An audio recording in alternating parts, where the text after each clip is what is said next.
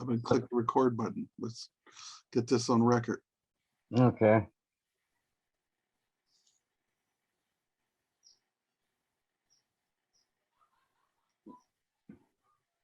So bombers are circled overhead. The war time trumpet sounds. Would you throw it at all of us?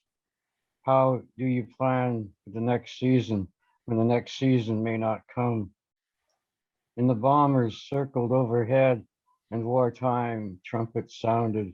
They lined them up in simple rows, marched them off, gathered them back and planted them in the ground. The howitzer from the big parade made a gallant stand, thundering, delivering death by the pound. The big parade, that's World War One, right? Yeah, probably, yeah. With the bombers and everything. Yeah. Yeah. You ever seen that movie, The Big Parade? No, I don't think It's so. actually a silent movie with John Gilbert. I don't think so. It's magnificent. I like war movies though. Yeah, it's an incredible work of art. It was, it's a silent movie, but the combat sequences are incredibly harrowing. It's a brilliant work of art, considering it was made before they could talk. But that's the name of the movie. Is The Big Parade. World War One, right? World War One. Yeah. Yeah, that was a terrible war. Yes. Yeah, it was horrible. Yeah. The war movie that really got me was what was it? Saving Private Ryan. Oh yeah. When they were coming in on the beach. Oh, the part of the bullets. Beach. Oh my God! Yeah, that was just the most unrelenting piece of film footage I think I've ever seen. It was just pulse pounding, and it really grabbed at you. It was incredible. That intense. There was an intense sequence. Yeah. Well, let me welcome Essie Mae. She's one of our speakers. Hi, Essie. Essie Mae, glad you made it. Hello. Alfred is our Zoom master, and Chris is a beat poet, and Alejandra is a professor at Southwestern. And awesome. Now you all know each other. Nice to meet everyone. Thanks for having me. And we just started recording, and we're going to hopefully get this on KNSJ in the days before the election. And I don't know, does anybody know Jack Hoff? I don't know who this is. That sounds pretty suspicious. Suspicious. I'm going to admit him. Anything happens, I'm going to kick him right out. Okay. Did you give me permission? Can you give me permission to you are the co-host. I'm the co-host. Okay. So that name in of itself is pretty suspicious. So let's see what happens. I have one person that's gonna chime in. Her name is Michael Box. Okay. I'm not sure if she logged in. This is not good. Okay, welcome, Jack. We're just about ready to get started in a couple minutes.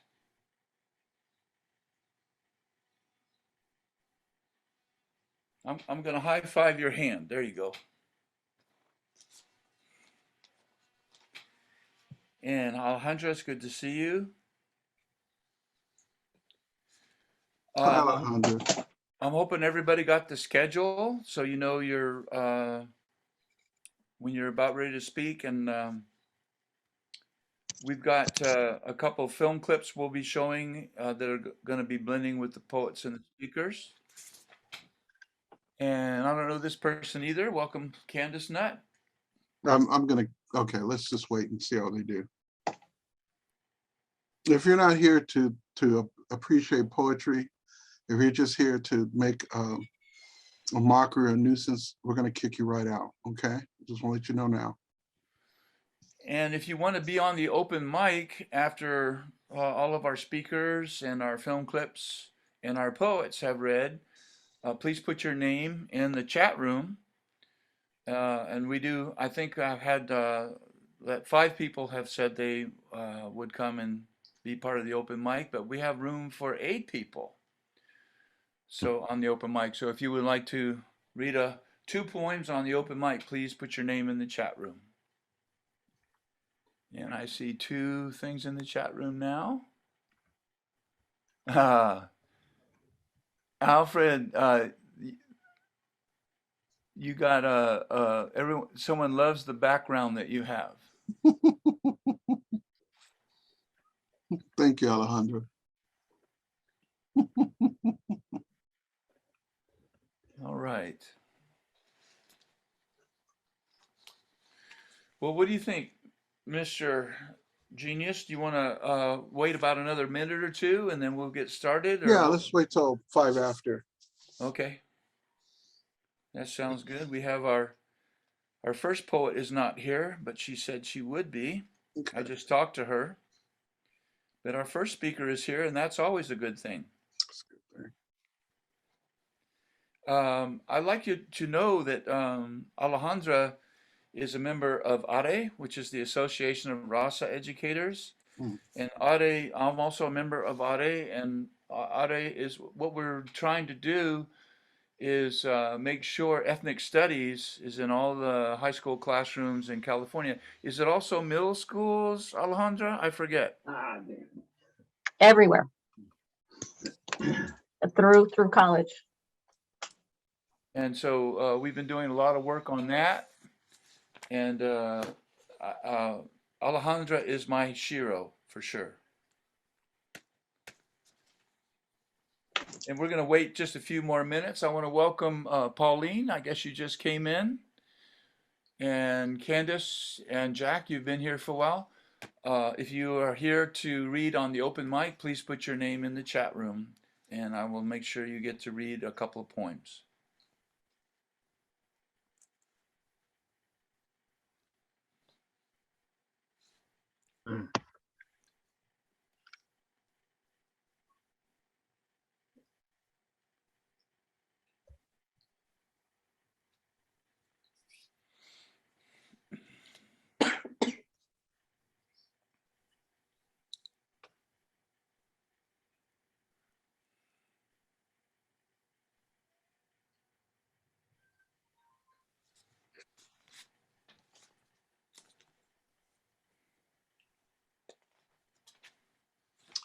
When's the next time we're going back to the space bar? That's going to be the second Sunday in, what's today? Second Sunday of this month, and we have a guest poet from Argentina. Oh, all right. And she wrote a book called Uprising, which is a book of poetry in Spanish and English. I met her at a book fair in LA, and she's a pretty amazing lady. And she said she might even be down here in San Diego from LA and just drop by the space bar. And so I'll have 2 lunches to buy, one for you and one for her. Okay. That'll be great.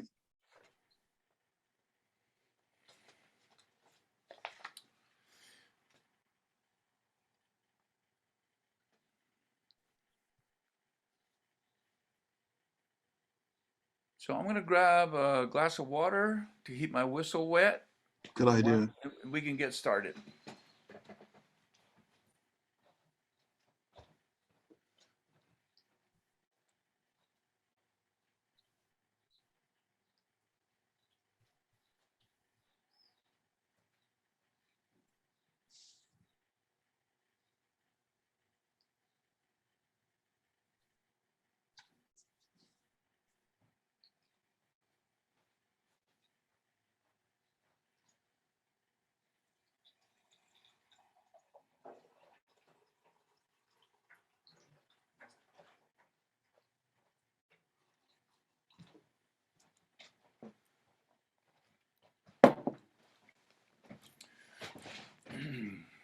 Are we ready? I am. Welcome to Poetry and Voter Education Speakers Film Clips for the midterm elections My name is Jim Moreno, and I'll be your host today. We are being brought to you by the Revolutionary Poets Brigade, the San Diego Tijuana Revolutionary Poets Brigade, and we have members here from the brigade that will be reading to you, plus we have guest speakers. I wanted to start with a introduction of a Native American song.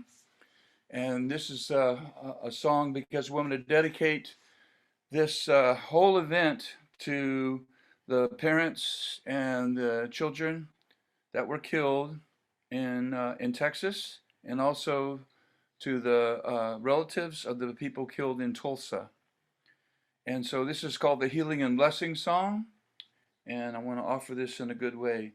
If you pray and you want to say a prayer for the children and the people that were killed and their families, do that. And if you don't pray and you would like to just send them some positive energy, some progressive energy, however you do that, go ahead and do that. Your efforts make my song stronger, and my song makes your efforts stronger.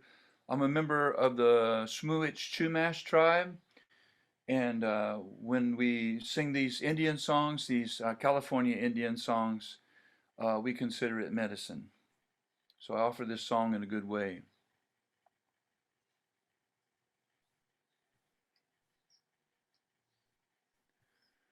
Hey, hey, hey, Nimue, yo ho, ho, ho, Nimue, yo ho, ho, Nimue, hey, hey, hey, hey, Nimue, hey, hey, hey, Nimue, yo ho, ho, Nimue, yo ho, Nimue, hey, hey, hey, hey, Nimue, hey, hey, hey, Nimue, yo ho, Nimue, yo ho, Nimue, hey, hey, hey, hey, Nimue, hey, hey, hey, Nimue, yo ho, Nimue, yo ho, Nimue, hey, hey, hey, hey, Nimue, oh. Leah, Kakichwan, Lahash East Cho, Howi Mai Pei, Howi Alakoi Mai Pei, Howi Konkanu Mawa, Ikantik Toks Konin, Suchich Wowak, Ibno Auk, no no Kai Chipi. And what I just said in my adopted language of Smuich is I said, welcome, you are my brothers and sisters. I wish you good spirits. If any of you are drowning in your problems when you come here to this event, I ask the dolphin to come to you and help keep your head above water so you don't drown in your problems. And welcome to our event. We want to remind you about several things, and that is the election is on June the 7th. This is June the 4th. The last time to register for the election was May the 23rd.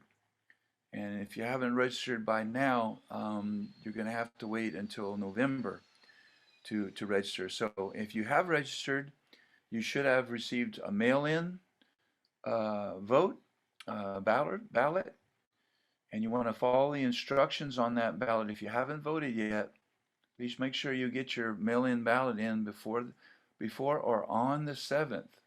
They won't count them after that. And follow the instructions at the top of your official ballot. You want to, after you have done your voting, detach the stub at the top of your ballot and keep it.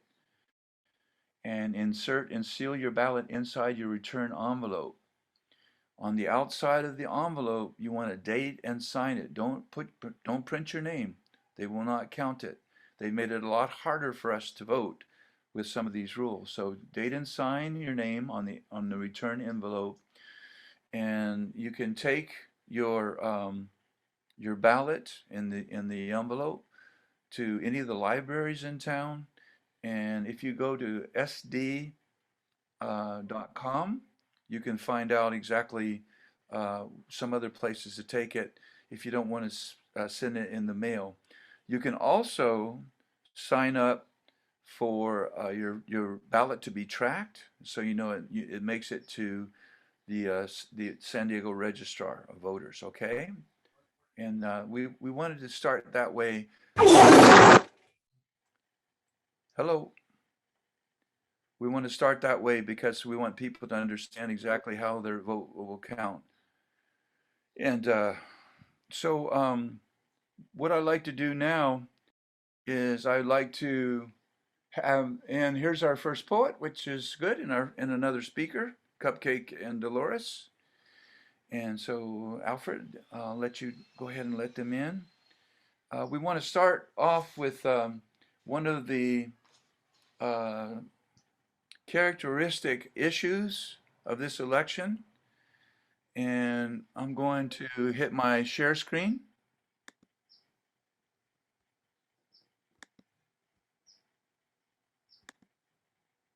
Can everybody see that okay? Yes. Yeah. Okay, so this is Steve Kerr. He's the coach of the Golden State Warriors, and he has a message for the senators who have not signed the bill that the House of Representatives sent to them, and I'll let him tell that story. Here we go. Took place today in Uvalde, Texas. Our thoughts and heartfelt condolences go out to the victims' family and friends and the entire Robb Elementary School and Uvalde community. A short time ago, Steve Kerr had his media availability. Listen. I'm not going to talk about basketball. Nothing's happened with our team in the last 6 hours. We're going to start the same way tonight. Any basketball questions don't matter. Since we left shoot-around, 14 children were killed 400 miles from here, and a teacher. And in the last 10 days, we've had elderly black people killed in a supermarket in Buffalo. We've had Asian churchgoers killed in Southern California, and now we have children murdered at school. When are we going to do something? I'm tired. I'm so tired of getting up here and offering condolences to the devastated families that are out there. I'm so tired of the, I'm sorry. I'm tired of the moments of silence. Enough. There's 50 senators right now who refuse to vote on H.R. 8, which is a background check rule that the House passed a couple of years ago. It's been sitting there for 2 years. And there's a reason they won't vote on it, to hold on to power. So I ask you, Mitch McConnell, I ask all of you senators who refuse to do anything about the violence and school shootings and supermarket shootings, I ask you, are you going to put your own desire for power ahead of the lives of our children and our elderly and our churchgoers? Because that's what it looks like. It's what we do every week. So I'm fed up. I've had enough. We're going to play the game tonight, but I want every person here, every person listening to this, to think about your own child or grandchild or mother or father or sister, brother. How would you feel if this happened to you today? We can't get numb to this. We can't sit here and just read about it and go, well, let's have a moment of silence. Yeah, go Dubs, you know. Come on, Mavs, let's go. That's what we're going to do. We're going to go play a basketball game. And 50 senators in Washington are going to hold us hostage. Do you realize that 90% of Americans, regardless of political party, want background check, universal background check? 90% of us, we are being held hostage by 50 senators in Washington who refuse to even put it to a vote, despite what we, the American people, want. They won't vote on it because they want to hold on to their own power. It's pathetic. I've had enough.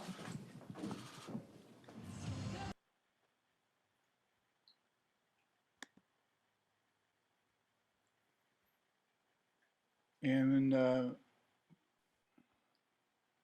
I have some a statement that I wanted to make about how do you find out what the candidates stand for. Will they humanize the border, humanize the Border Patrol, protect Roe versus Wade, prevent mass shootings, especially protect our children in schools? I don't know how people feel about having police on campus, but when there's police on campus, it seems to cost children and teens of color when police are on campuses. Who's going to protect us in church and public places? Create green and blue employment where we're away from fossil fuels as far as industry goes, and we have a green. I'm kind of hearing myself talk. It's kind of coming back to me. In other words, we have a way where we can use the ocean and use Mother Earth for our employment. Who's really gonna be for reducing inflation, humanizing immigration? Who's going to be for sheltering the homeless, or opening Friendship Park on a really local level, where the Border Patrol La Migra has the Borderfield State Park open. All the parks in California are open now, but the part at the Borderfield State Parks on the border, where people from both sides of the border who can't see each other because of red tape and bureaucracy can go meet each other there. And the Border Patrol still has not opened that. Who'd like to create, who of our candidates would like to create an independent citizen review board to monitor police misconduct or brutality, relieve student debt, stop racist gerrymandering, keep elections free and without bias towards people of color? Who's going to transform dependence on fossil fuels? And I'm sure you each can point out an issue I missed. Those are the ones that came to mind, and I put that on the flyer for this event.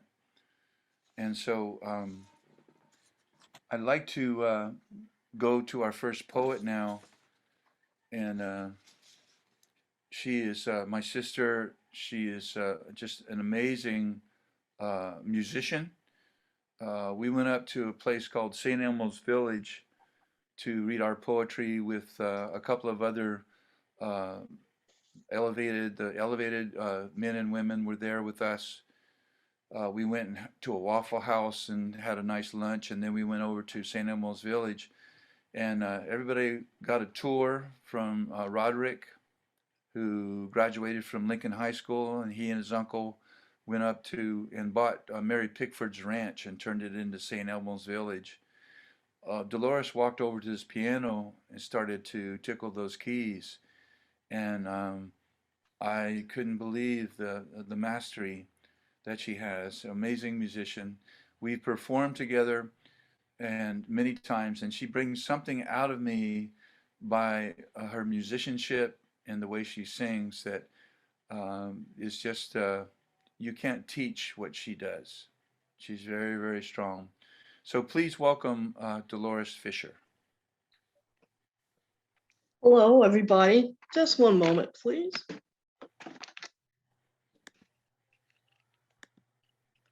Hoping I can kind of control the sound a little bit better.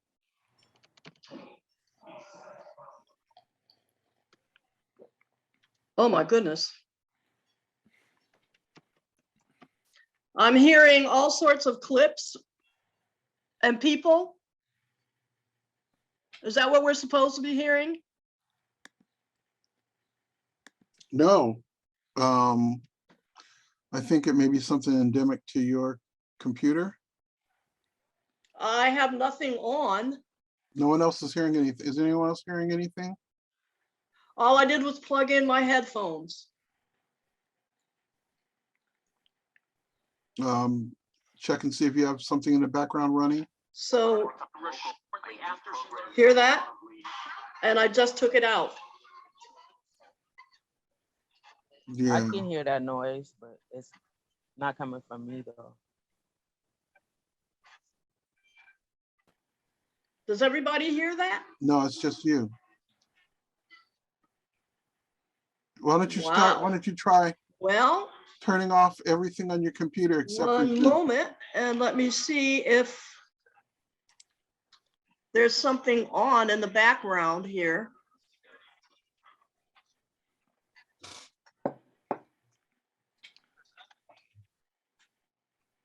It all stopped.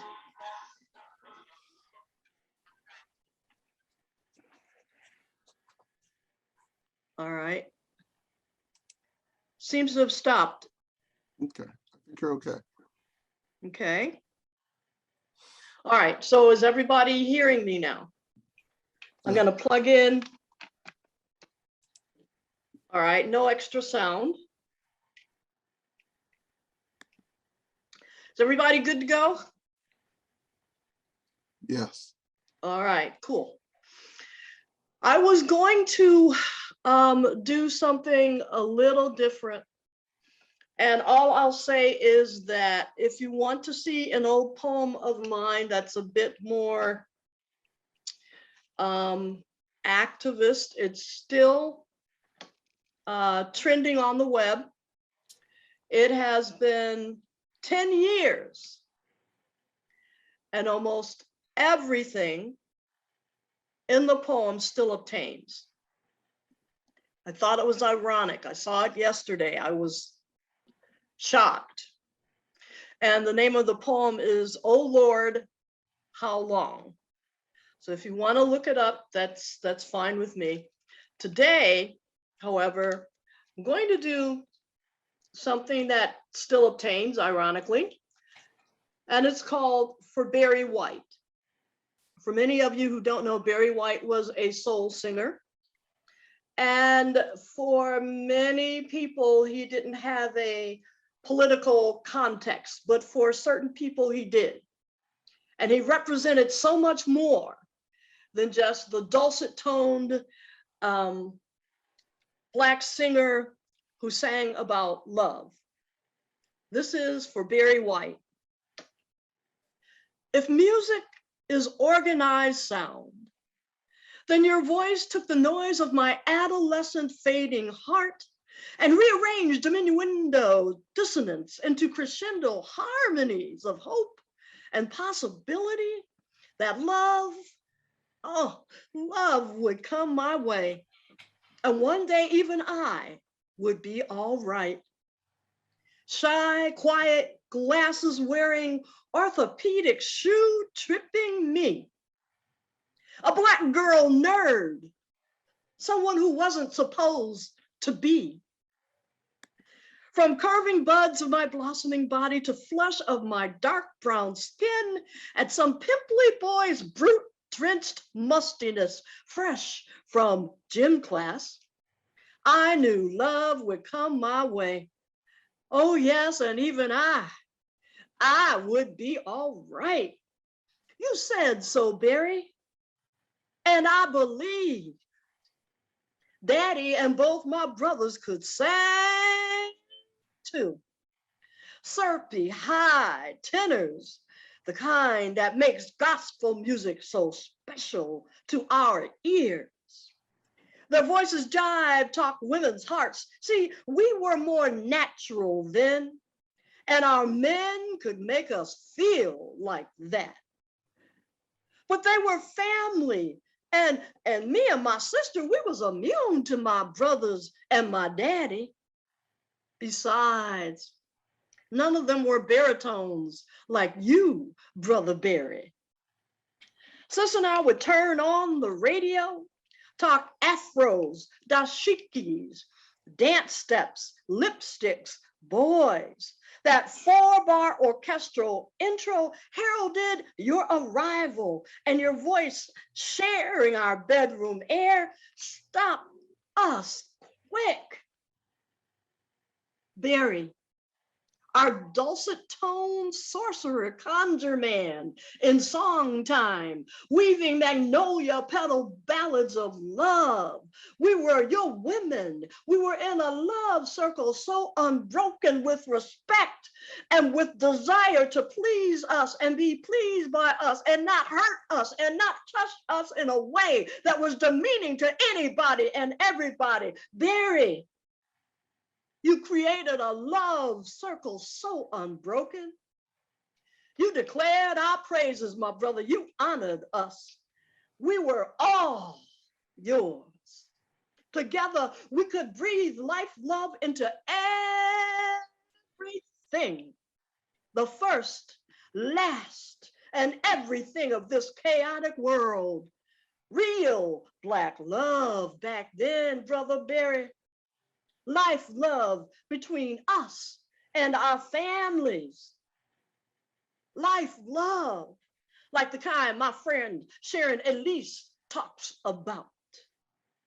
Your preacher like groan, soul train sliding into a raw rift, teasing ears and fantasy eyes till we closed them and leaned our heads back and smiled as mama would come into the room. She would lean on the doorway, thinking of Cab Calloway, thinking of Duke Ellington, thinking of all those voices and all those sounds from all those years from long ago. Listening with us in a female thing, mid-song she'd whisper, y'all, he sure can sing, can he? Oh, we miss your voice, Barry. We miss you. We miss who you are. We miss what you stood for. Baritone beacon in stormy, pubescent confusion. We miss your voice, your music, and your message. Your message to preteens with imperfect bodies and bruised psyches. To all people with broken hearts and distant loved ones, to Black men and women and children whose labor in the culture wars seemed vacuous, seemed like no one really cared, seemed like no one really wanted to hear. To all of us maimed by shrapnel from raging gender warfare in the trenches of our love, to peace-making innocence, wounded by friendly fire in pathogenic mazes of racial bitterness, to little Black boys who wanted to love, be loved, raise a stable family, to little Black girls caught between dream time and economic reality.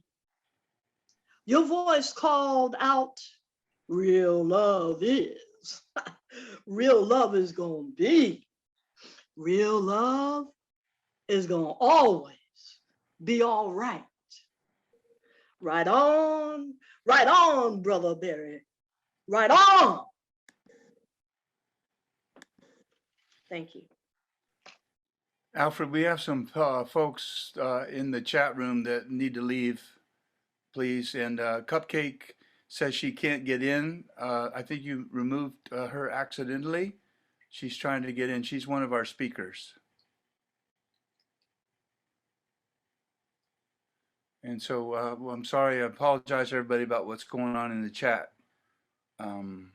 Dolores, thank you so much. Do you have another one for us, or do you just wanted to read one? I just wanted to read one. Well, thank you very, very much. And we really appreciate that a lot,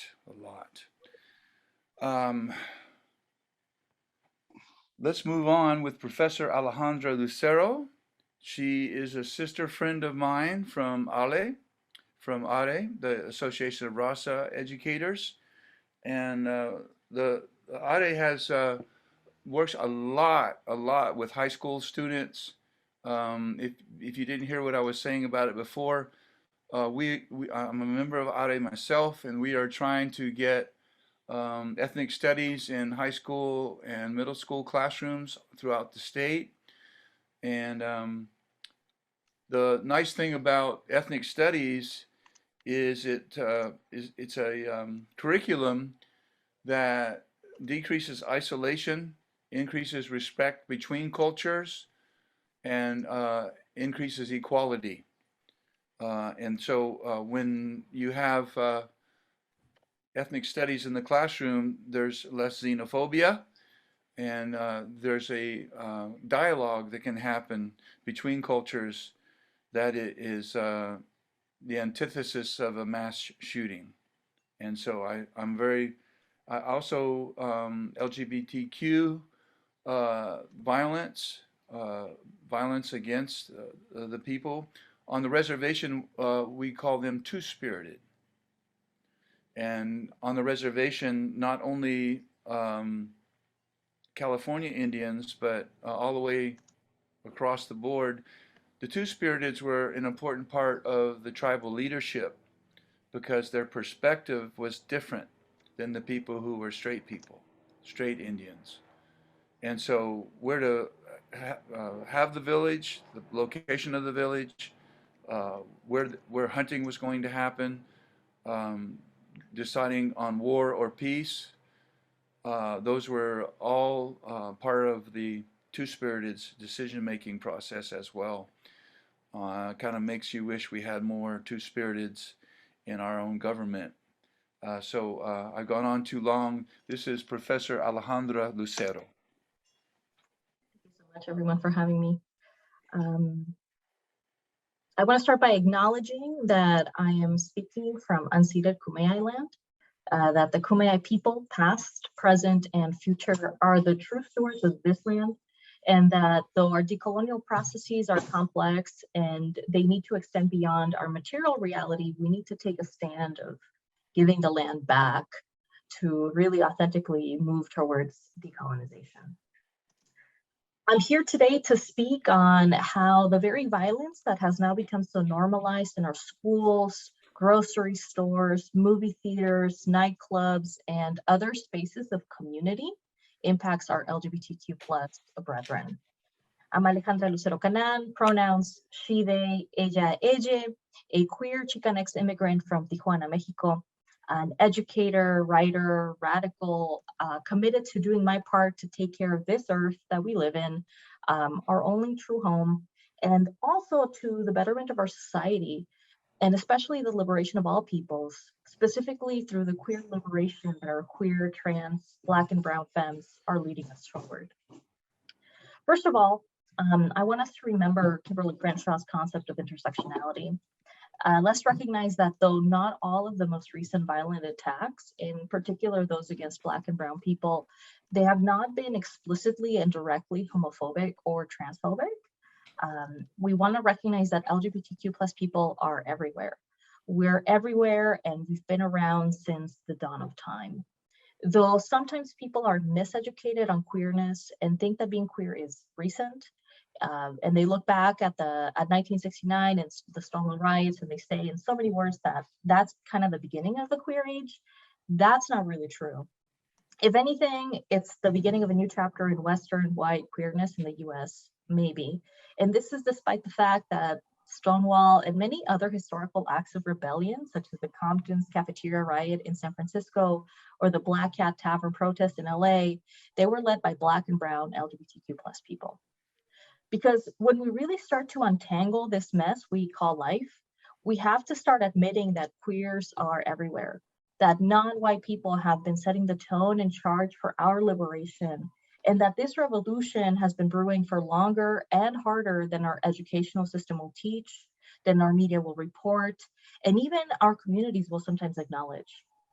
And just as importantly, and there's a reason, and the reason we're here today, that the violence the LGBTQ plus community suffers, overlaps, or intersects with the shootings we're still grieving and will grieve for a long time. The bullying we hear about in schools and on the internet that we're so appalled by, the human cost of the prison industrial complex and police brutality, and much, much more.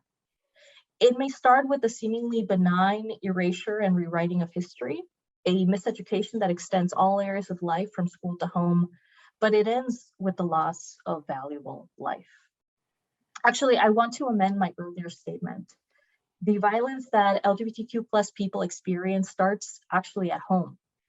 For example, a queer person growing up in a home that presents heteronormativity as the only way to exist is a person growing up in violence. Countless the times I argued with my own family about dressing masculine, about not wanting to carry a purse, about not being feminine enough. Though it was not physical violence, that rechazo, that rejection is a pain that impacted my own childhood. And that's not to think of the 40% of queer youth that actually get kicked out of their homes and are homeless or unhoused. But for LGBTQ plus people, the violence continues in schools.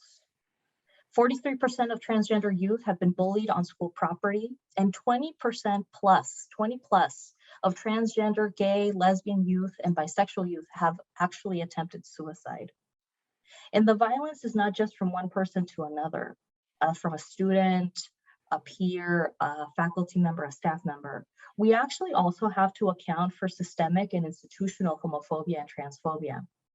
How does a trans kid feel when they cannot find an all-gender restroom?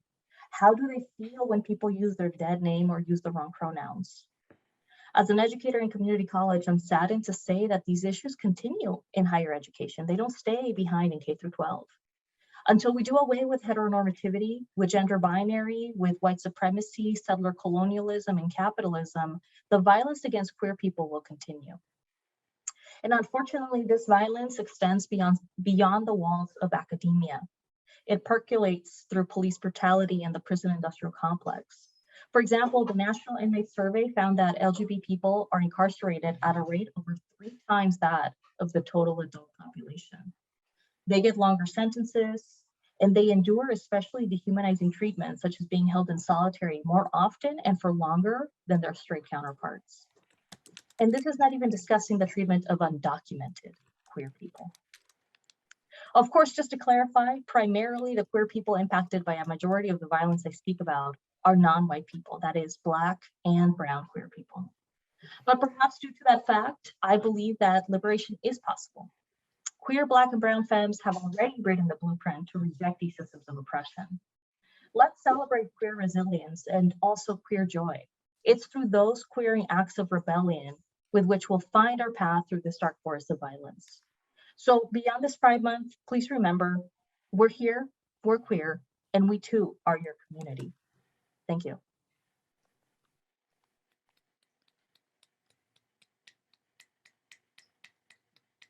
Viva Are. Thank you so much. Alfred, did you see to please let Cupcake in? She's been trying to get in for a while. She was kicked out inadvertently. I think that was by mistake. But she's our next speaker after a while. And Chris Vanoy, you'll be reading after Cupcake, okay? Yeah, I apologize. I did kick her out.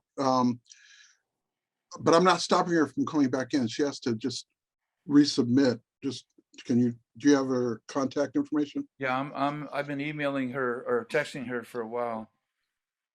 And okay, so yeah, just let her know that when she comes back, that we'll allow her in. She said she's the last time she tried, she was still blocked. I'll tell her to try again. And I'm going to show you all a film clip now, but let me just tell her to try again, and let's get her in. I'm all nerves when it comes to, that's why Alfred is here. I'm just all nerves when it comes to this electronic stuff. So Alfred says to try again, that he's lifted the block. Glad you're here. Pilar Ronda Rodriguez is part of the Revolutionary Poets Brigade. when the 45th, the person who was going to become the 45th president was doing a lot of racist rhetoric in his campaigning back in 2016 and before against Mexico, calling Mexican people bad names and just really really playing the xenophobic key to the hilt. We decided that we wanted to become binational and bilingual as a brigade. And at the time, there was only 9 Revolutionary Poets brigades in the world, all over the place. It started in San Francisco with poet Jack Hirschman, and then just spread over the United States and Europe. And so we went to Sakut in Tijuana, the cultural center. Francisco Busto, who's a marvelous poet who also teaches at Southwestern, invited me down to read with his group. And when I finished my poem, I apologized to the audience, mostly Mexican people, for our unpresidential presidential candidate. And I asked, I told the audience if there's any Mexican poets that would like to join us, because we want to counter hate and ignorance, and we want to model how friendship can strengthen both of our borders and not militarization. And Pilar was one of 5 poets that came up, and there's 3 of them that are still with us. This is Pilar Aranda Rodriguez. Let me hit my buttons.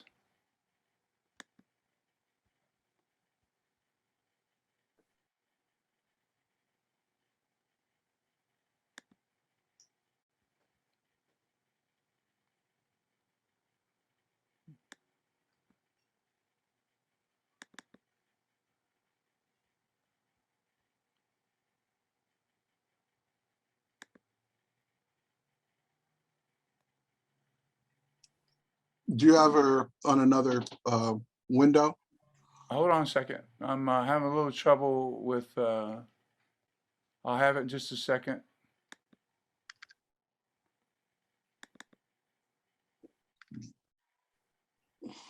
Okay, here we go.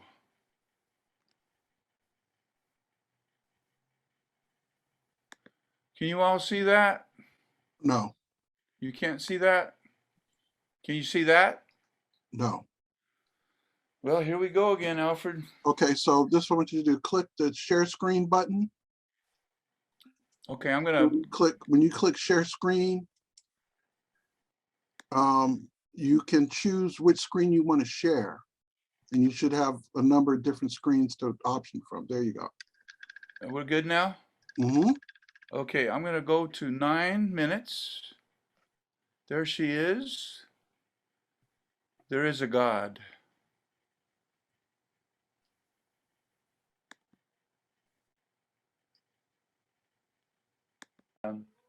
I love how she has a bookstore with Gerardo in Tijuana. So they're all about literature as a couple. But Pilar, when she reads, you'll see. So can we give a hand for Pilar Rodriguez Aranda? Gracias, hola. Ya estoy ahí. ¿Todo bien? ¿Me oyen? I suggested when Jim invited me, and I said, well, can we change the name to Re-Evolutionary? So anyway, I am always very thankful with Jim, especially because you've always made me feel very welcome in San Diego, even though I live in El Otro Lado. I am originally from Mexico City. I have lived all over the place, but I've been residing in Tijuana for the last 4 years, a little over 4 years already. And again, I'm very honored to be here, very happy, and thank you very much for the invitation. The poems I want to share with you working on it, I thought, oh, I think I'm going to read some of these poems, even though they're not recent. I think they touch upon, and it deals with, some travels and the fact that I'm, at that time was a Mexican living in the US and so on. So I'll give you a little taste of it. I'll be publishing it in Kindle. So you can find my page in Amazon. I'm starting to upload some of my collections there. So I will start with a dream. I'm gonna have to use this. I went for a run over the top of the impossible. It looked like the Paricutin, where I have never been. I could almost touch the thin white clouds, scatter shreds, letting through the moonlight as if through a wedding veil. It was night and the moon was full. I ran and didn't stop. Felt no tiredness. The only sound, my constant breathing. It smelled like country's nocturne. The moon lit my way. The rest was dark night, impenetrable forest or bottomless abyss.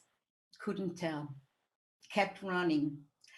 I wasn't wondering when I would stop. I wasn't wondering anything. I just drank the air with my senses, an illuminated path, and my rhythmic breathing. Never knew what time I arrived. I do remember stopping, closed my eyes, and slept very still. I know I dreamed of the moon, was awakened by the sun over my eyes. I continued on top of my own being. I believe I arrived at the very beginning.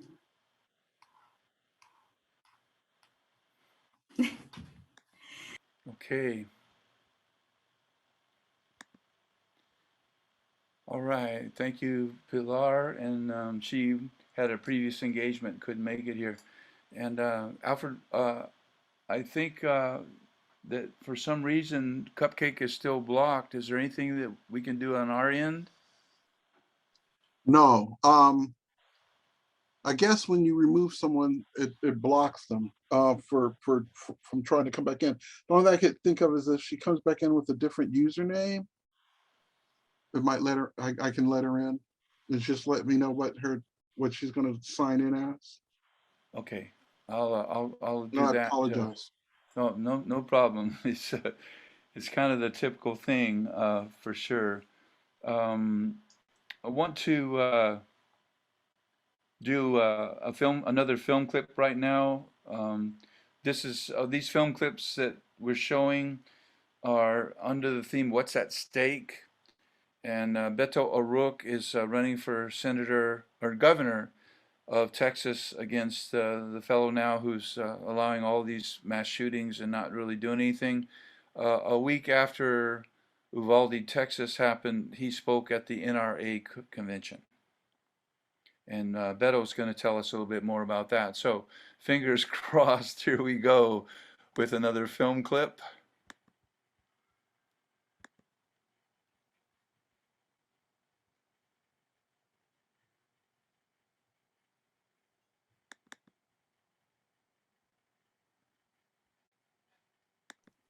Okay, so once again, just click on share. If you're a nurse and then go to the, you should be able to choose which screen you want to be visible, because we're looking at Zoom right now. Okay, hold on. I think I got it. I hope I got it. Yeah, I do. Whew. Excellent. Great job, sir. I've talked to the parents. Hold on a second. In El Paso. Let me get this bigger for you. And this man is my America, definitely. I've talked to the parents in El Paso. I've talked to the parents at Santa Fe High School. I've talked to the parents in Midland, Odessa. They want us to do something right now. I want us to do something right now. We can do something right now. But if we continue to accept this, then it is on us. It's not just the governor's fault. It is on us. I'm not going to accept it. So I'm here. I'm calling attention to this, and I'm asking all Texans of good conscience, and I could care less whether you're a Republican, a Democrat, or an independent, to stand up right now for yourself, for your kids, for our families, and to stop the next shooting just like this one. And what do you say, what do you say to Texas Governor Greg Abbott, who says now is not the time? 18-year-old kid who doesn't have a driver's license can't buy a He should not have been able to buy an AR-15 right there. Do you want a solution? Stop selling AR-15s in the state of Texas. You want a solution? Have universal background checks. We don't have them. You want a solution? Red flag laws or extreme risk protection orders, which stop a shooting before it happens. You want a solution? Safe storage laws. Those are 4 solutions that have been brought up by the people of Texas. Each one of those has broad bipartisan support right now. We could get that done if we had a governor who cared more about the people of Texas than he does his own political career or his fealty to the NRA. And if you need any proof of that, check the schedule for the NRA's convention this Friday right here in the state of Texas. 5 of the worst mass shootings in U.S. history right in this state on his watch. What does he do about it? He goes to the NRA convention to brag about how easy he has made it to purchase guns in this state and to carry them publicly without a background check, without any training or vetting whatsoever. It is absolutely wrong. In fact, it is insane. The governor talks about mental health. It is insane that we allow an 18-year-old to go in and buy an AR-15. What the hell did we think he was going to do with that? This one is on us. And what do you say to Texas Governor Greg Abbott, who says now is not the time to make this political? Now is the time to stop the next shooting. Right after Santa Fe High School was a time to stop the next shooting. Right after El Paso was a time to stop the next shooting. Right after Midland, Odessa was a time to stop the next shooting. And in each case, we say this isn't the time. Now is the time, like literally right now. That's why I'm here. That's what we want as a state. That's what I want as a parent. I've got 3 kids who are in high school and middle school and elementary school. That's what they want. And I face their judgment and my conscience and ultimately my maker for what I do when I have the chance to change this. And I'm going to do everything in my power to change this. And I am not alone. The majority of Texas is with us on this right now. The majority of Texas is not reflected by that governor or those people around the table who talk about mental health care or say that this is pure evil or that it was absolutely unpredictable. This is predictable. It will happen, and it will continue to happen until we change course. We've got to change course. This time, after all the other times you failed to make change. You're listening to Beto O'Rourke outside this press conference in Uvalde after interrupting Lieutenant Governor Dan Patrick. Okay. Come here, check this out. Thank you, Beto. Thank you very much. All right, Alfred, I just sent Cupcake a text that if she can come in under another name and to let me know, text so I can let you know she's going to do that. So we'll see how that shakes out. That should work fine. Pardon me? That should clear up any errors. Yeah, I think so. I think that'll be fine.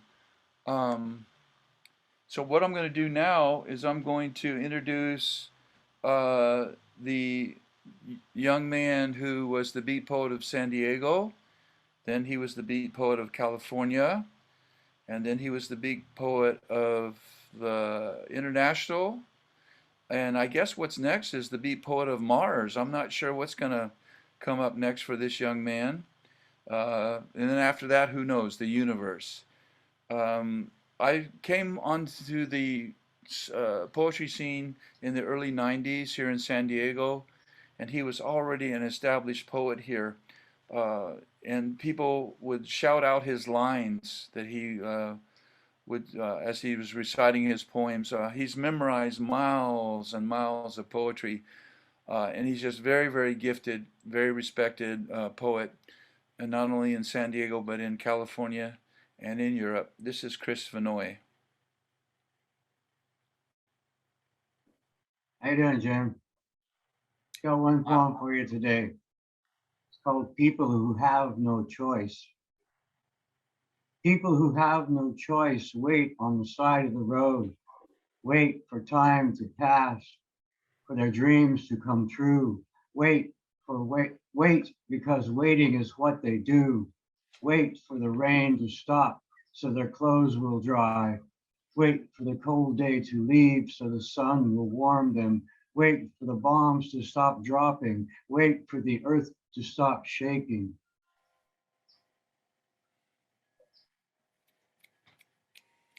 That's all I got for you today, Jen. All right, my brother. Thank you for coming. Thank you for showing up. And so we're back to the film clips. What's at stake? And this is a very powerful poem about what's the reaction to the news that the Supreme Court was going to reject Roe versus Wade. And here we go. Let's see what happens now. Let me change the change that. Jing, I'm glad you're here. Welcome.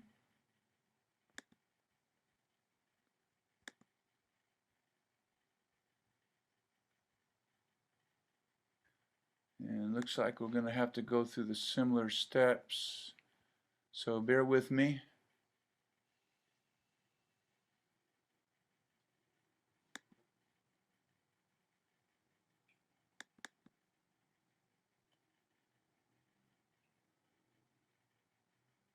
Okay.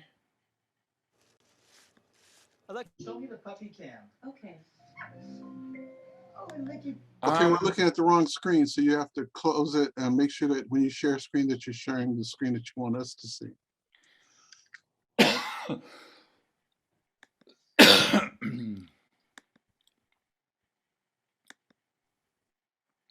There you go.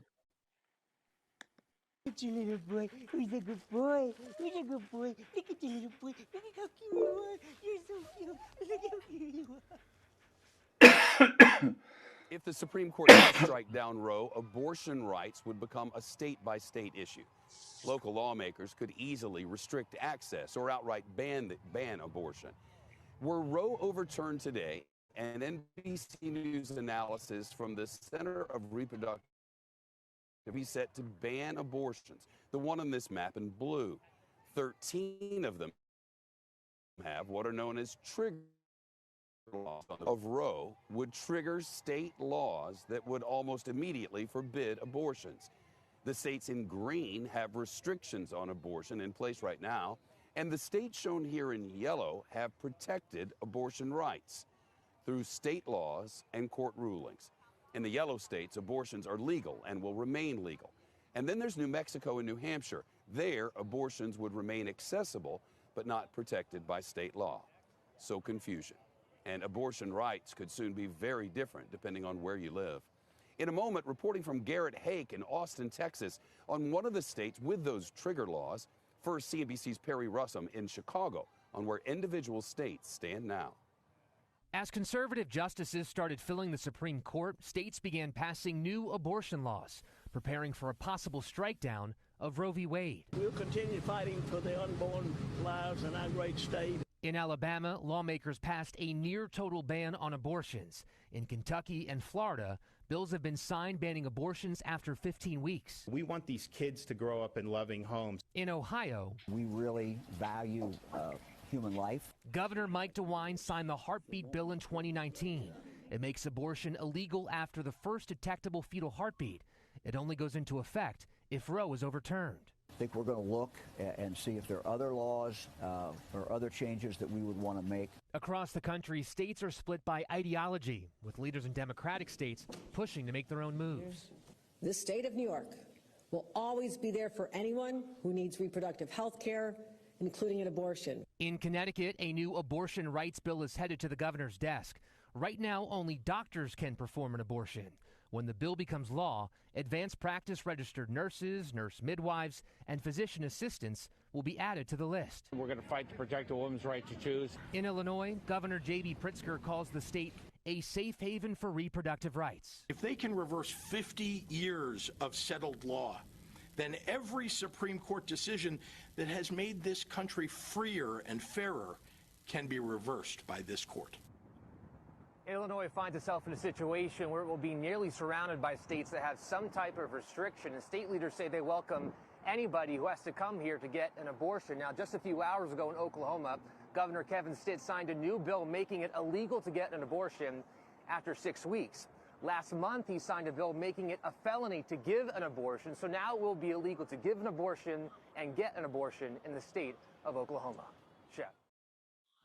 Alexa, call the kids. Calling. Look at me. Whoa. I'm okay. Oh, I got it. Whoa. Okay.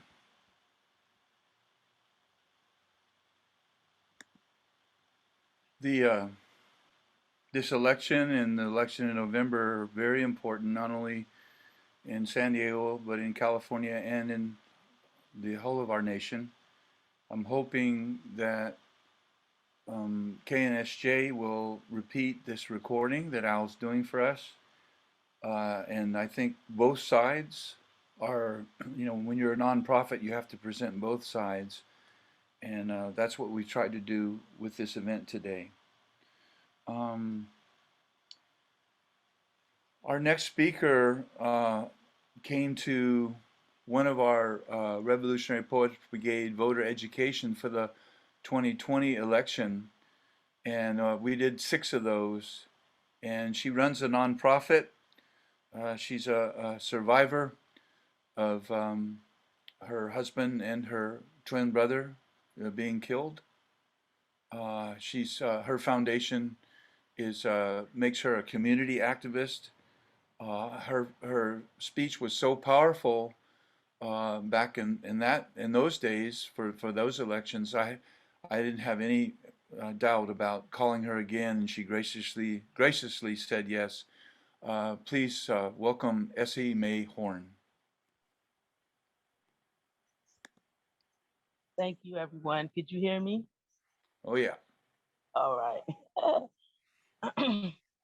Jim, I just want to thank you again for the opportunity of letting me share my lived life experience and just having a platform to be the voice for the voiceless.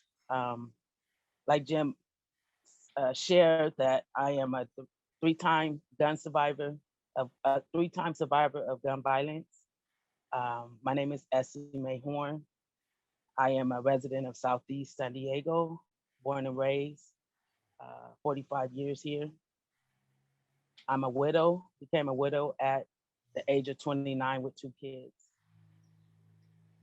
August 19th, 2006, my husband and some of my coworkers and friends decided to take another coworker out for her birthday. She never had a birthday party, so we surprised her and had that for her.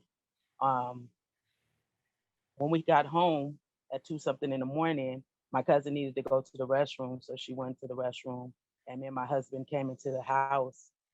Within the 2 to 3 minutes that we were in the house, from the time I gave him a kiss and went into the room and just took off what I had on and stepped back out, asked him did he like what I had on. He smiled and he was walking towards the kitchen. And my cousin was still in the bathroom, so I kind of, took 2 more steps back in the room to pick up the clothes I had, dropped to the floor. And as I did that, I heard a loud bang. And I thought it was a car backfiring, 2-something in the morning, So I stepped right back out to ask my husband, did he hear that noise that I just heard? And he wasn't standing there. It was a young Black male standing in my doorway with his arms up, like he had something in his hand. And what he had was a gun. I didn't know that until he fired at me. And that's when I jumped back into the room that I came from and over my bed. At that moment in my life, I was in a dream zone. And so thank God our kids was at my mom's house. They would have been on the couch. We wasn't home, but 2 to 3 minutes at the most before this happened. I came back out looking for my husband, and I ended up outside because our screen was open at that point, and he wasn't outside. So when I stepped back in the home, he was laid in the kitchen with his feet facing towards the kitchen and his head out with blood coming out of his mouth and nose. And I still didn't realize that he had been shot, but I knew that he was still alive. And at that point, I jumped to my knees and was saying, "Baby, please hold on, baby, please hold on." Meanwhile, I just lost it. You know, I went into a scream that, you know, like a wounded animal, you know, that I can't even explain. And from there, I was dragged away from my husband and straddled to the floor and was put pants, sweats on me, covered in his blood. He was still alive when I was put outside. And at that moment, my family and everything was coming up from everywhere. And I'm asking them, is he still alive? Is he okay? And they're looking at me, you know, with no words coming out of their mouth, but million words coming out of their eyes. And at that point, I start banging my head on the concrete. Like, we don't bother anybody, you know, why is this happening?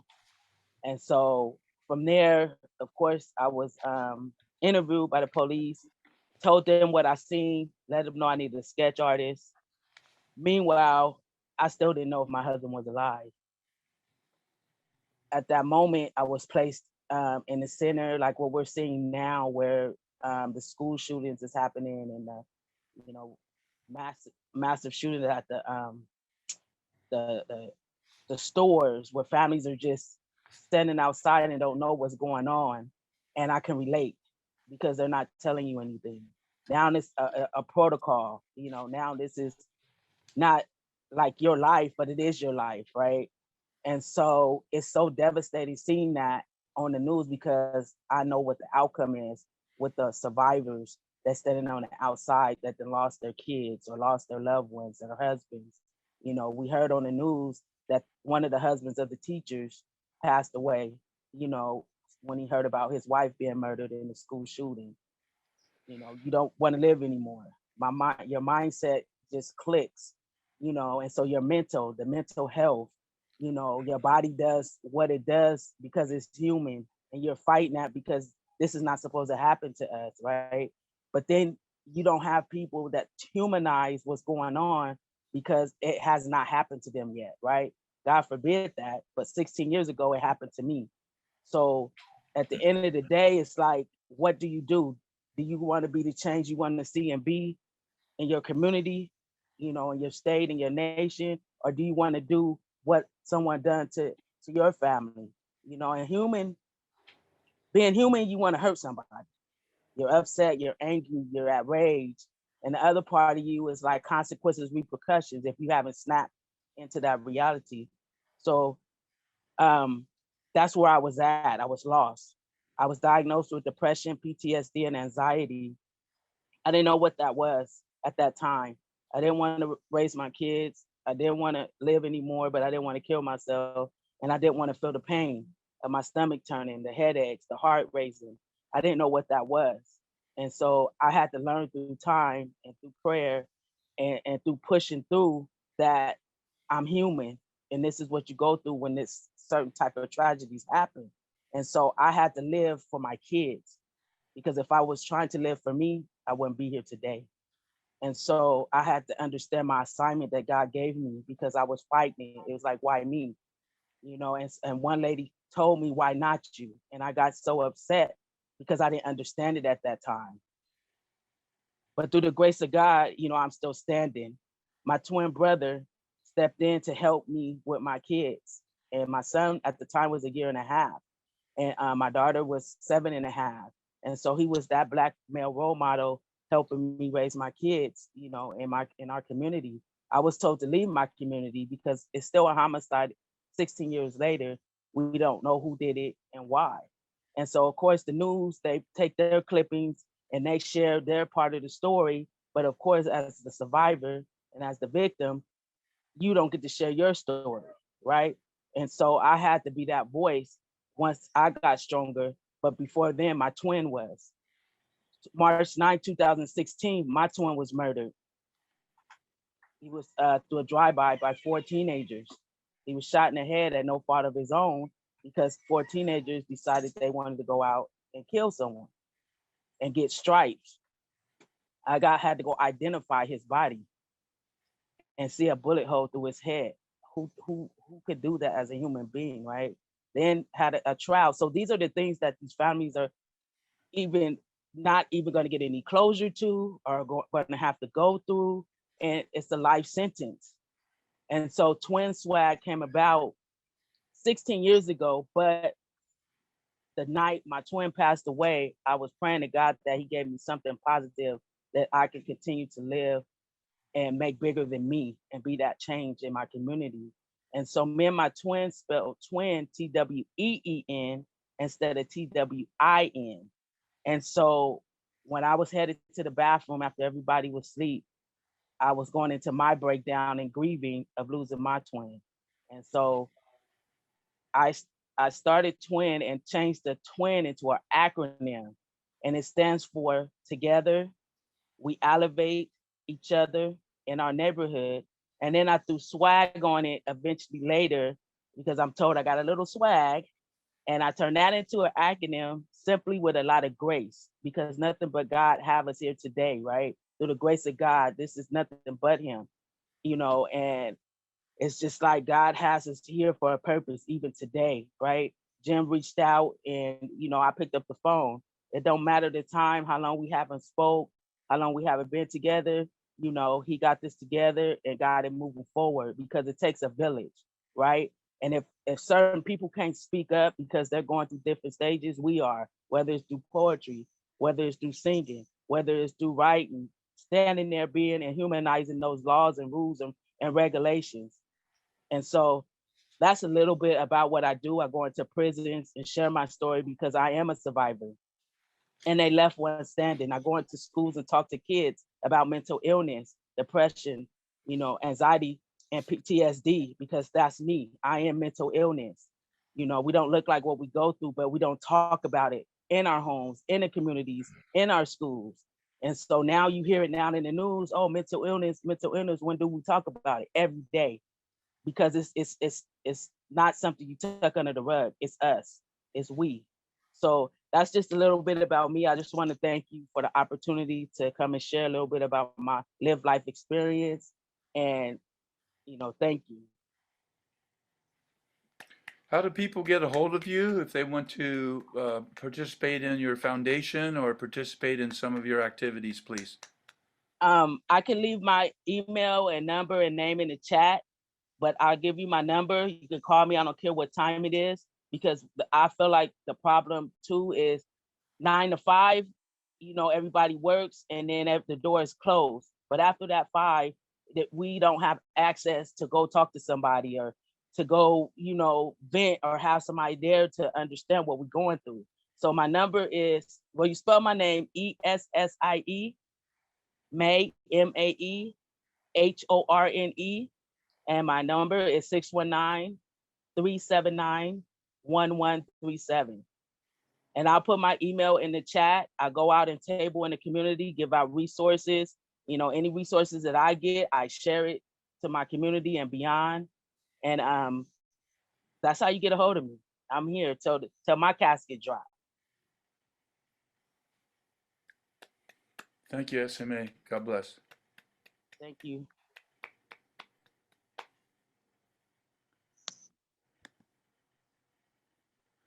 How's everybody doing? Well, I am grateful for the Woman's Nation on the reservation. We're reminded that the Woman's Nation is the tribe that's the givers of life. And the women that have been here today have definitely helped. I hope the people that will be hearing this when we air it will help steer their votes more towards the givers of life that are being affected right now by a whole bunch of subversion, whole bunch of it. And so our next poet is here, and I don't know if her little poet's with her or not, but they're a two poet family. And Ying is someone who does a lot for the environment. So does her husband. But the thing that I like the most about her is when we see her at a lot of open mics And then she started an open mic with Andy Paliciano. And when the COVID hit, they decided it was going to be too iffy to risk people getting sick, so they suspended that. But it was a standing room only at her open mics. It was people between her and Andy. They just made you feel like you were in the hearth, and the hearth was burning bright, and there was a glow in the room, and you were really comfortable being there. Her poems are challenging. Her poems are not esoteric, but they're borderline brilliant in how she has this message between social justice and existentialism in the way she writes. And I'm glad that she is my sister. I'm proud that she's my sister. This is Ying Wu. Thanks, Jim. Can everyone hear me okay? Okay, great. Yeah, I'm proud to be here. I'm actually, I'm in my car. I'm at the parking lot. I had to drop my daughter off at Build-A-Bear birthday party at Fashion Valley Mall. I'm kind of here in the maelstrom of our capitalist society. But I did find this great parking spot under a tree, and it's right by the freeway, so there's a lot of freeway noise. So I hope you can hear me okay. And yeah, it's kind of like it's this little spot. There's like trees. I see this beautiful cottonwood tree with the leaves sparkling, and I can see palm trees, and I see the San Diego River bed, and no matter where you go, even when you're at the mall, there's something. There's always some little bit you can find off to the side where there's some little essence or some little spark that can kind of pierce through all the concrete and all the facade. And I really liked what you were saying, Jim, about the importance of like diversity education, or like multicultural education, and how that can help to kind of mitigate violence. And I think arts education can do that. I think we need more art in the schools. And a lot of the violence and some of these violent shooters that you hear about, I wonder if they had something they were passionate about that brought them into a community, maybe they wouldn't have done that. And so that's where to me art is so important. And so can I share my screen? I have a poem that I actually wrote it for, I was, kind of moved to write it at the beginning of the war in Ukraine, but sadly it's completely relevant and applicable to time now. So let me see here. Okay, let me just get this up. Okay, let me just share my screen here. There it is. Okay. Yeah, can everyone see that? So this is a picture of one of the first children, killed during the shelling of Mariupol. And the parents, I guess, allowed for this, whole sort of photo essay to be published based on that. So I wrote a poem called I Imagine First Leaving the Hospital.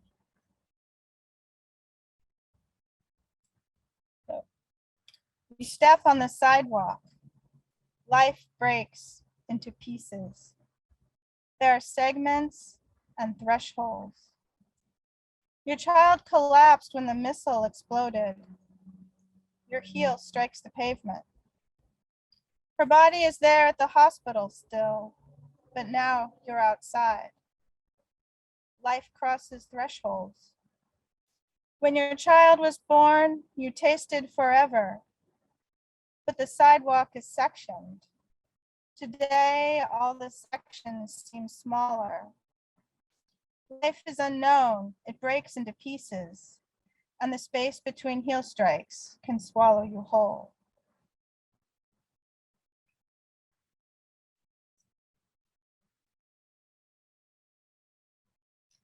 So I have one other poem I can read. Please. Okay.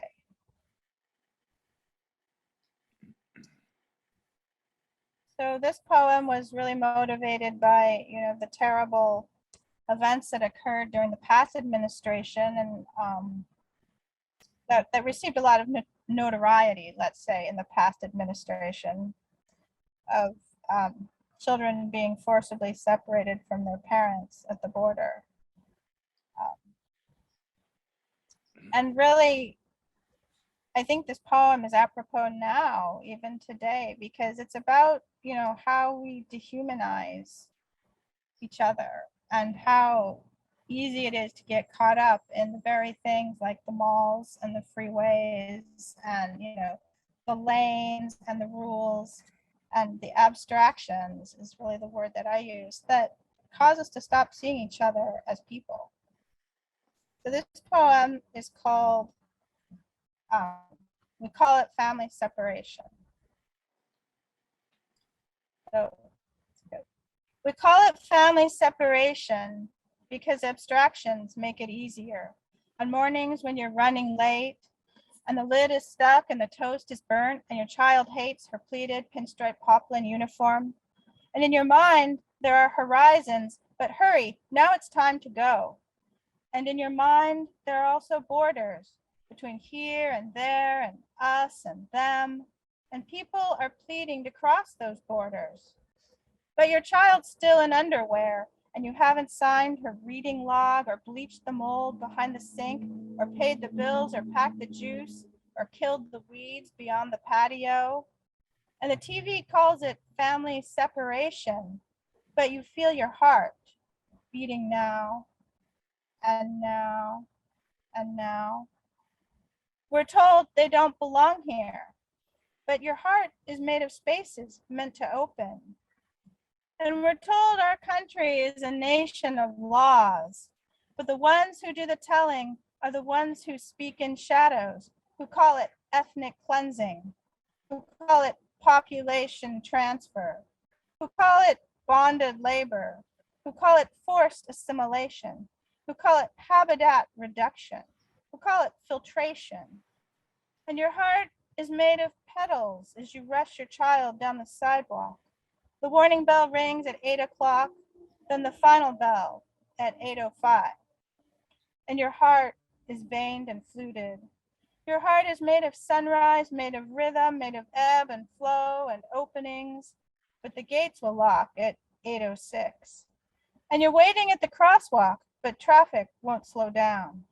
And parents at the border are pleading for their children, but cars keep rolling by, windows glinting saffron in the slanted morning sun.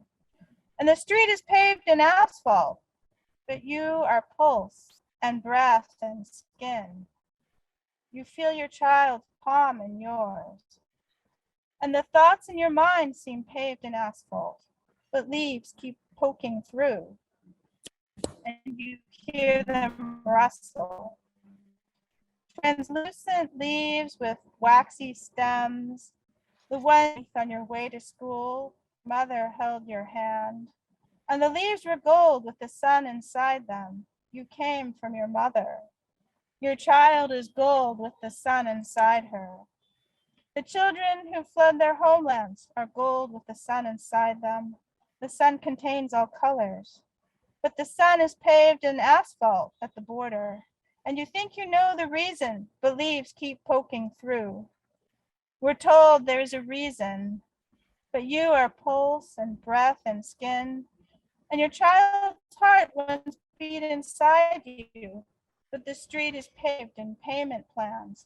And voices will sneer you deserve what you get when your child's screaming terror at the border. And the air burns hot and sharp in your lungs and the blood chokes in your ventricles. And you're pleading, but they crush you. And you're pleading, but your blood is tar. And you are pleading, but the street is paved in asphalt and they're taking the one whose heart once beat inside you. But any minute now, the bell will ring. And you'll need a pass once the gates are locked. You'll have to sign in triplicate and write your child's name and the time and date and reason why. You have to state a reason why. We were standing at the crosswalk, waiting for the light to change. Thank you.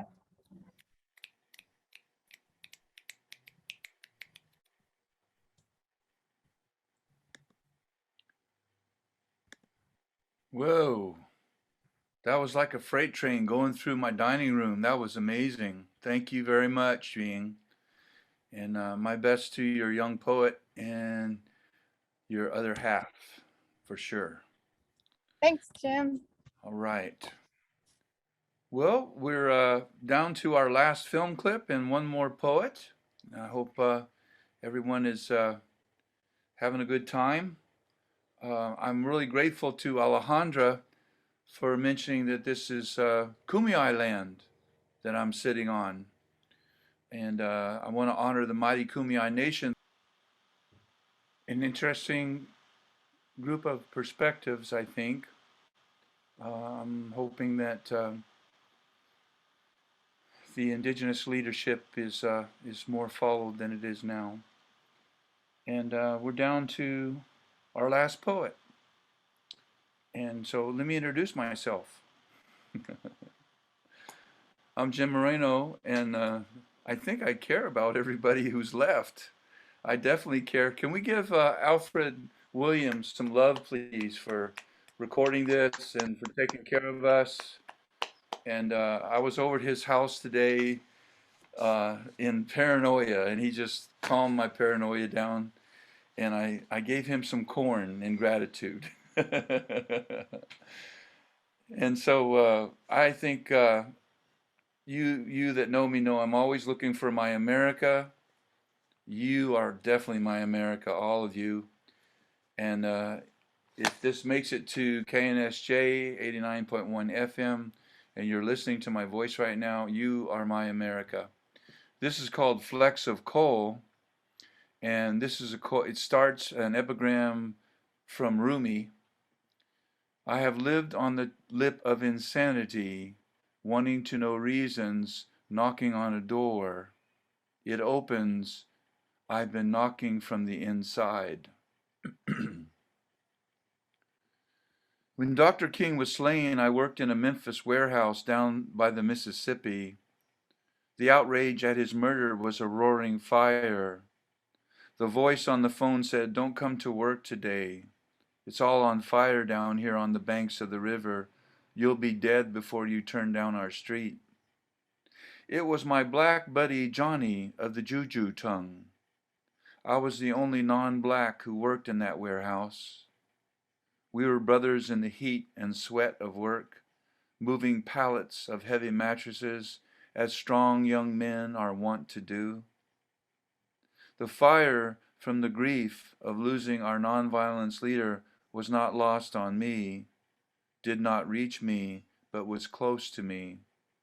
My black brother from Tennessee saved this Florida brother's life that day so long ago.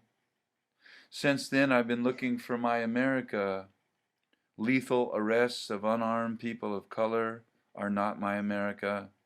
Not Little Mike's agape, the highest form of love. The unarmed black man shot by police does not feel abundance in his last breath, like flecks of coal skin under the slaver's whip. What we need is more brothers saving brothers' lives, more sisters saving sisters' lives.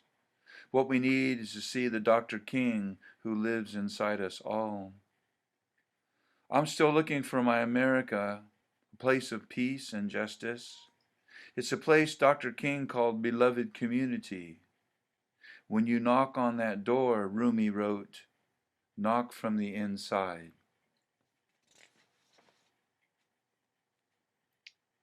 I wrote that the summer of 2021. Thank you. I wrote this one March of 2022. It's called The Recipes for Peace. And it starts also with an epigram by a local poet who I really, really admire. Her name is Shadab Zeest Hashmi. Morning broke on the page I was reading, and I let words fall into tightly woven nests, and I let illumination be the song. When illumination is in the recipe, we are moved to cook songs of peace. The recipe really needs no words. It's really the song of the lark building her nest. A touch of branch, a pinch of love, a light wisp of wise, compassionate care.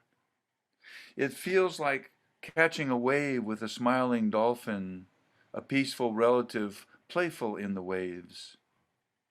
This musical formula is not in the vicinity of Sousa marches or the struggles of Wagner. It toys with the toddler who hugs the neck of the family pet in giggles and glee. More like the hawk, whose cry is a song for placing the last twig in the nest. Closest to the poet whose last words are cold jade in moonlight, landing her poem in peace.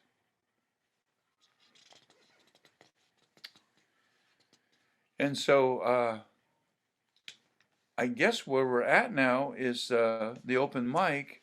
And is there anybody who would like to participate in the open mic and just read another poem? Or if you're not a poet, to read a poem that you like. Either you wrote it or someone else did.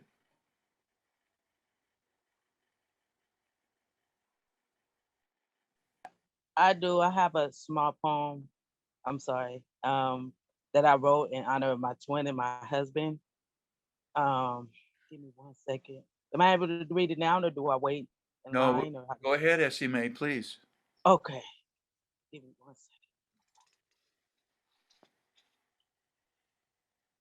second. Okay. It's entitled "My Right Eye Cries." My right eye cries while my left eye stays dry. My mind is overwhelmed, but my heart still pounds. My breaths are heavy when the air seems thin, but yet and still, wind, WIND. As I see with my eyes and hear with my, as I see with my ears and hear with my eyes, I know God has an unbelievable prize. That's why my right eye cries. Thank you. Oh, there's more than one root on the art tree in that house. Thank you so much. Is someone else that would like to read a poem right now?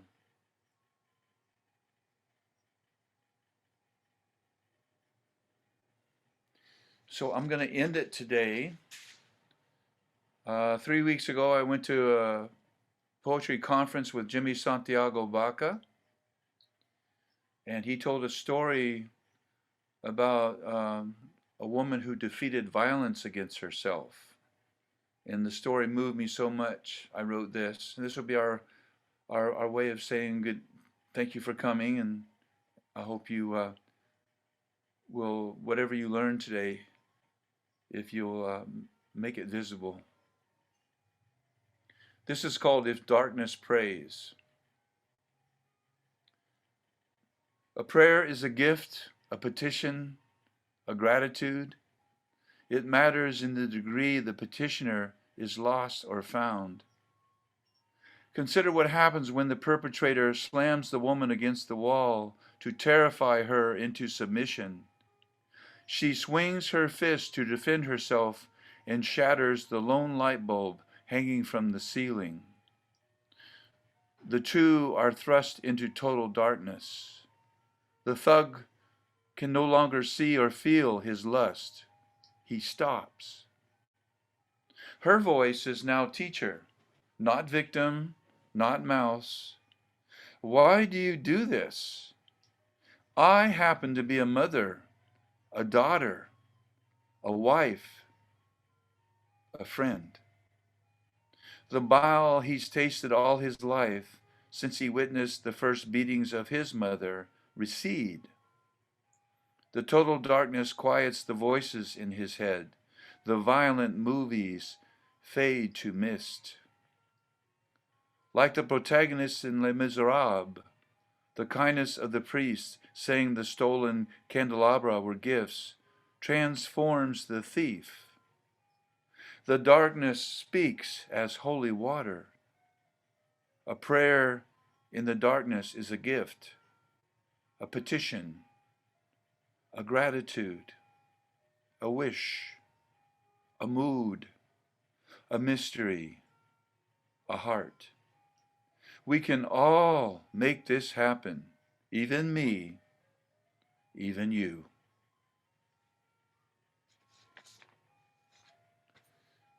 Thank you all for coming. I feel better. I don't know about you, but I feel a lot better. And so let's give some love to, even if they're not here, even if they left, let's give some love to um, Dolores Fisher, Alejandra Lucero, Pilar Aranda Rodriguez, Beto O'Rourke, Cupcake Brown, Chris Fenoy, Essie Mae Horn, Ying Wu, and last but not least, definitely not least, Mr. Alfred Williams. Thank you, my captain. My pleasure. Thank you. So we're going to stop recording right now.